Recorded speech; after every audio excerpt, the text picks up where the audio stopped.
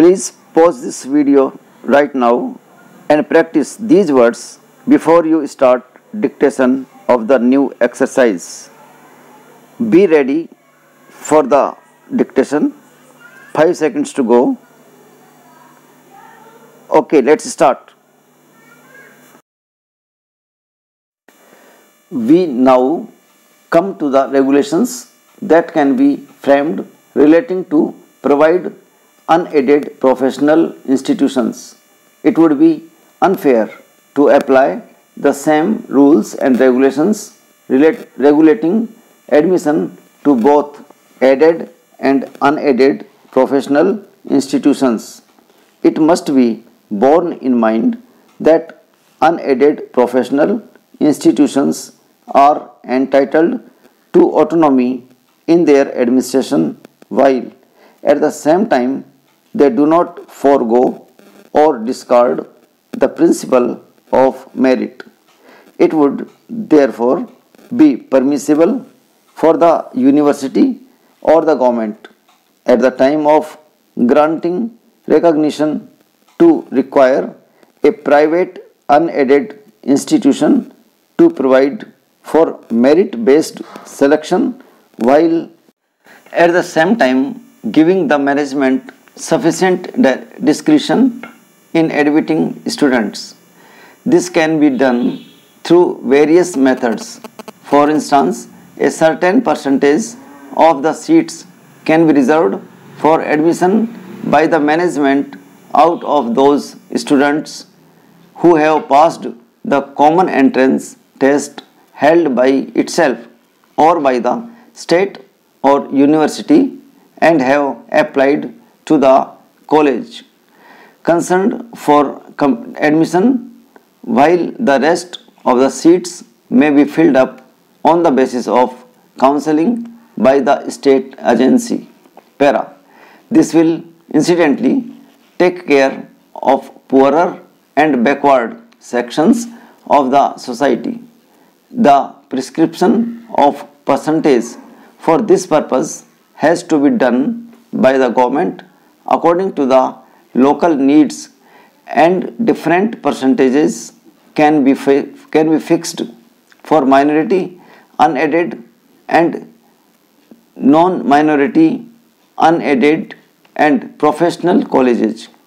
The same principles may be applied to other non-professional but unaided educational institutions, that is graduation and post-graduation non-professional colleges or institutes. There is no controversy relating to provisions of the Act and rules where procedure for admission to professional colleges is prescribed. The only dispute that arises for our consideration is validity of Rule 12, which was introduced on 19/6/2019. The object of the Rule 12(8)(a) is to ensure that all admissions to medical institutions are based on merit and to bar students of lesser merit from getting admission to better colleges. The notice issued by the Director General of Health Services, Ministry of Health and Family Welfare, Government of India, has been referred to by the High Court in its order dated 24/04/2019. The said letter highlights the active participation of a group of students who were blocking all India quota seats in second round of counseling deliberately for financial gratification without intention to join the medical college for doing medical degree. Para. During the said period in the letter, nearly 1000 identified students did not join after first round. They were being monitored to find out whether they were taking admission at least in second round.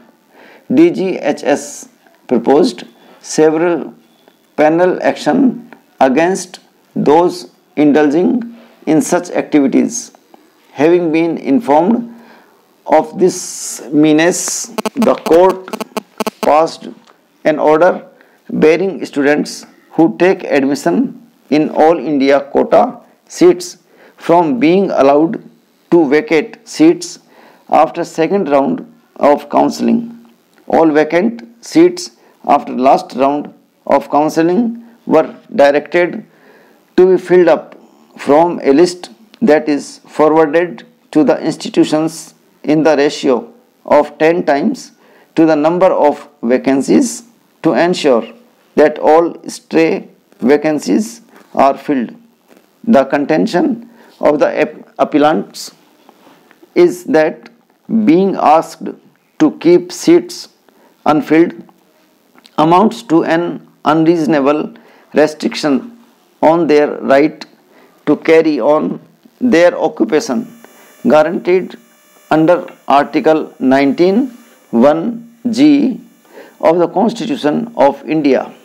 Even assuming the object of the rule is to ensure that lesser meritorious candidates do not get admission to better colleges, the measure adopted by the government in keeping seats vacant is disproportionate.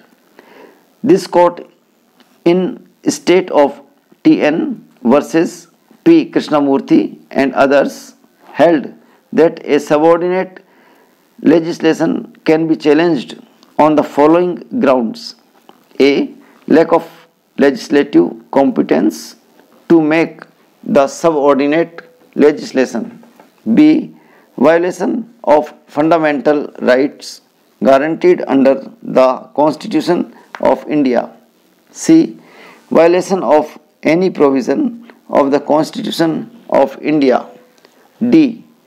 Failure to conform to the statute under which it is made or exceeding the limits of authority conferred by the enabling act. E. Repugnancy to the laws of the land, that is, any enactment manifest arbitrariness or unreasonableness. It is relevant to examine whether a subordinate legislation can be declared as unconstitutional on the principle of proportionality. Para. This court in Kerala State Beverages Corporation Limited versus P.P. Suresh held the challenges to the order dated 7/8/2004 by which the respondents were deprived of an opportunity of being considered for employment is on the ground of violation of Article 14, 19 and 21 of the Constitution of India. Lord Diplock in Council of Civil Service Unions versus Minister for the Civil Service held that the interference with an administrative action could be on the grounds of illegality, irrationality and procedural impropriety. He was of the opinion that proportionality could be an additional ground of review in the future. Interference with an administrative decision by applying the Wednesbury principles is restricted.